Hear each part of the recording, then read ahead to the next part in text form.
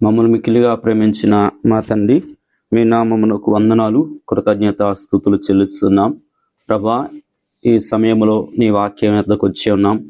నీ వాక్యాన్ని మేము చదువుతున్నప్పుడు ఆ వాక్యం ద్వారా మాతో మాట్లాడండి.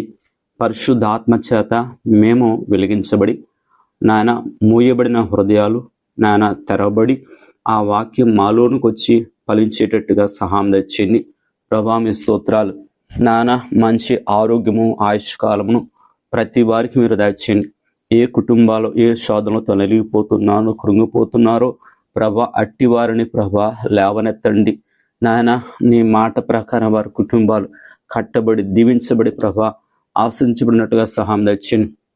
సాతానుడు అనేక కుటుంబాలను నాయన పాడు చేయాలని, నాశనం చేయాలని అనేక కుటుంబాలు గలిబిలు కలిగించుచు వ్యాధులను కలిగించుచున్న ప్రతి సాతాను శోధ నుంచి నాయన తప్పించి విడిపించండి.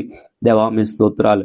గృహాల్లో నెమ్మది, హృదయాల్లో నెమ్మది శాంతినిచ్చి నాయన ప్రతి వారు నీ యందు విశ్వాసంతో ఉండి రక్షణ లేని వారి రక్షణ భాగ్యం ఇచ్చి, రక్షణ పొందిన వారికి పరిశుద్ధాత్మ నింపుదలిచ్చి నాయన వారు చేస్తున్న ప్రతి పనులలో నీ ఆజ్ఞను పాటించి నిన్ను వెంబడించగల కృప దయచేయమని దీవించమని ప్రార్థిస్తూ యేసుక్రీస్తు నామములో అడిగి వేడుకుంటున్నాము తండ్రి, ఆమేన్. దేవుని వాక్యం చదువుకుందాము. పరిశుద్ధ గ్రంథములోంచి సామెతల గ్రంథము 10వ అధ్యాయము 27వ వచనము. యెహోవా యందు భయభక్తులు కలిగి ఉండుట దీర్ఘాయువునకు కారణము. చదివిన వాక్యం ద్వారా రావలసిన దీవెన ప్రభు మేలరుకును దయచేయునుగాక, ఆమేన్. చదివిన వాక్యములో దేవుని యందు భయభక్తులు కలియుట దీర్ఘాయువునకు కారణమని బైబిల్లో మనం చూడగలుగుతున్నాం.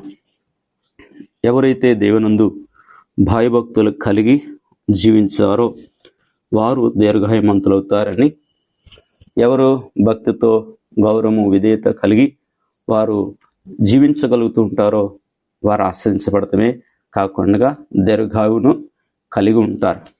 అందుకనే ఈరోజు వాక్యములో మనం చూసినట్లయితే ఎవరు దేవునందు భయభక్తులు కలిగి జీవిస్తుంటారో దేవుడు వారికి దీర్ఘాయువును ఇస్తాను అనే వాక్యము మనకు తెలియచేస్తుంది. ఈ దినాల్లో దీర్ఘాయు కలిగిన వారు కొద్దిమందే కనబడుతున్నారు. కారణము, దేవునందు భయభక్తులు లేకపోవటం వల్ల అనేకులైన వారు సహంకాలంలోనే వారి జీవితాలు ముగించబడుతున్నాయి.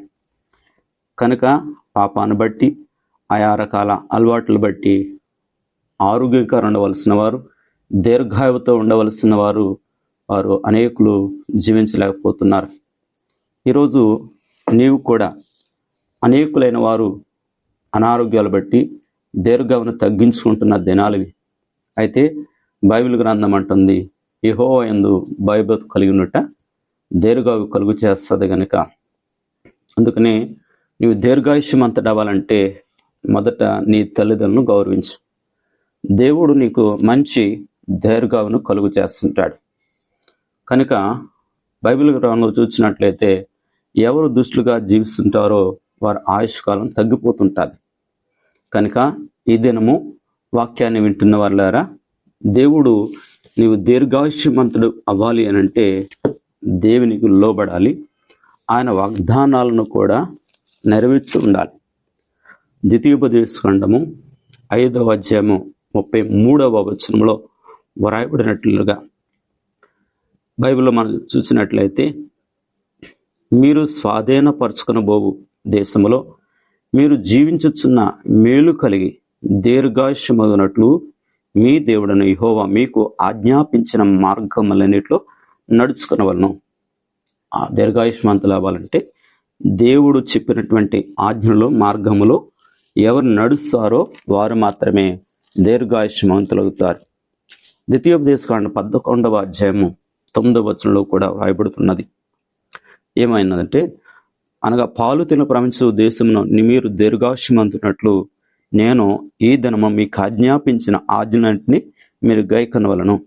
దేవుడు చెప్పిన ఆజ్ఞలను కూడా పాటించినట్లయితేనే దేవుని వాక్యం ఏం చూపిస్తుందంటే వారికి దీర్ఘాయుమంతులు అవుతారని మనం చూడగలుగుతుంటాం. అదే మొదటి రాజుల గ్రంథం 3వ అధ్యాయం 14వ వచనంలో కూడా చూస్తే, మరియు నీ తండ్రి అయిన దావీదు నా మార్గంలో నడిచిన నా కట్టడలను నేను నియమించిన ధర్మమంతటిని గైకున్నట్లు నీవు నడిచి వాటిని గైకునడా నేను దీర్ఘాయుమంతుడిగా చేసేదను అంటున్నారు. దావీదు దేవుని పట్ల వారి కట్టడ ధర్మాలు నడుచుకున్నాడు.